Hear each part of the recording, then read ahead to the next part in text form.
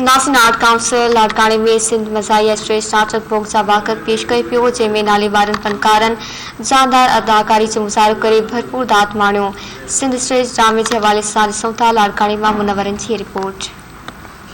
जिनाज़रीन, art council of Pakistan Larkana में Sindhi stage ड्रामो भाग जो भाकुर पेश कयो वियो। तमाम बेहतरीन ड्रामो ऐं उनजो जेको तहरीर है, कहानी है, मोहम्मद अयूब गाद ऐं डायरेक्टर अली रोशन शेख ऐं तमाम बेहतरीन ड्रामो पेश कयो वियो। अदाकारनि तमाम सुठो परफॉर्मेंस कयो। सिंध जो नाले वारो अदाकार सत्तार लाड उर्फ मजू उन भी परफॉर्मेंस कयो ऐं उन सां गॾु ॿिया जेके अदाकार उन्हनि भी तमाम बेहतर जेको आहे हिन में पंहिंजे फन जो मुज़ाहिरो कयो। इन हवाले सां हिते असां वटि स्टेज ते उहे अदाकार, डायरेक्टर ऐं सियासी समाजी माण्हू मौजूद आहिनि। उन्हनि खां पुछूं था त उहे ड्रामे बाबति छा था ॿुधाइनि। तव्हां सां इहो ॿुधाइजो त हीउ जेको ड्रामो पेश कयो वियो भाग जो भाकुर ऐं अवाने जा डायरेक्टर आहियो, इन ड्रामे जी कहानी छा हुई ऐं कीअं फील कयो हिन? सभ खां पहिरीं त पंहिंजो धरती टीवी जा लख थोरा जो असांजे हिन ड्रामे खे उहे जेके आहिनि उहे पंहिंजो उन जे हवाले सां भरण आया। ऐं कहाणी जे हवाले सां जेसि ताईं ॻाल्हि आहे अदा त कहाणी अहिड़नि किरदारनि ते बेस पई करे जेके समाज में पंहिंजो नाकाम थी चुका आहिनि। हिकु नाकाम शाइर, हिकिड़ो नाकाम अदाकार ऐं नाकाम सियासतदान, नाकाम फनकार, उन्हनि ते कहानी हुई ॿधल। ऐं उहे किरदार नाकाम छो थिया आहिनि, उन जा कारण कहिड़ा आहिनि, कहानी इन जे पुठियां हुई। जीअं त मुंहिंजो तालुक आर्ट काउंसिल पाकिस्तान लाड़काणे सां बि आहे त उन हवाले सां मां धरती टीवी जो शुक्रगुज़ार आहियां त उन्हनि अची करे हीउ जेको आर्ट काउंसिल जे सहकार सां ड्रामो पेश कयो वियो उन जी कवरेज ॾिनी। ऐं उम्मीद आहे त इहा जेका आहे सा जॾहिं टीवी ते हलंदी त असांजे सिंध जा माण्हू जेके आहिनि उहे सभई ऐं ॿाहिरि मुल्कनि में बि ॾिठी वेंदी त हिकिड़ी सिंधी जेका क़ौमी ॿोली आहे ऐं उन जी बि तरजीह थींदी ऐं सिंधी जेको नाटक आहे उन जी बि प्रोजेक्शन थींदी, न कि सिंध लेवल ते न कि लाड़काणे पर इंटरनेशनली बि उनखे रिकॉग्नाइज़ कयो वेंदो। त इहा तमामु हिकिड़ो सुठो ड्रामो हो।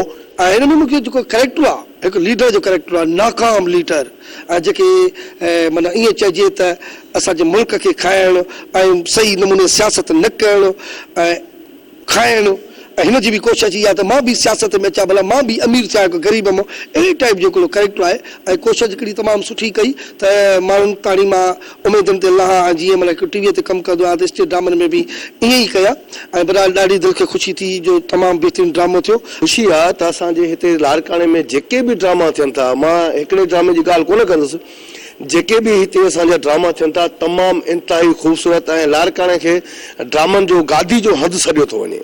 हिते असांजा जेके एक्टर आहिनि उहे तमामु सुठी परफॉर्म कनि था, सुठो कमु कनि था। ऐं अॼु जेको ड्रामो हुयो ॾाढो खिलाए उन असांखे त पेट में सूर थो। ऐं ड्रामे जा जेके कैरेक्टर हुया उहे ॾाढा इंतिहाई ख़ूबसूरत ऐं नाकाम एक्टर हुया। जीअं मां नाकाम आहियां ऐं मां ड्रामनि जी फील्ड छॾे करे ऐं मां जेको आहे सो सेटनि जी तरफ़ हलियुमि।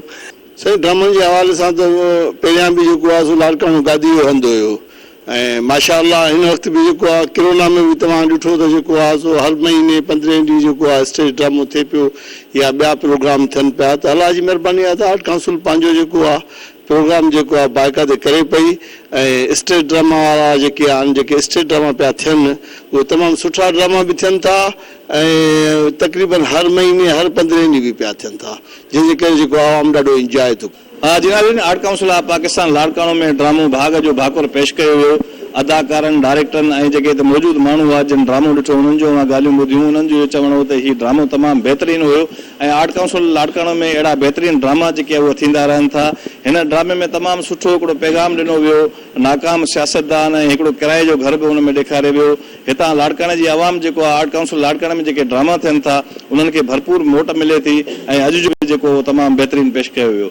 कैमरामैन मुश्ताक अहमद खोड़ो सां गॾु मुनवर हिंद, धरती न्यूज़, लाड़काणो।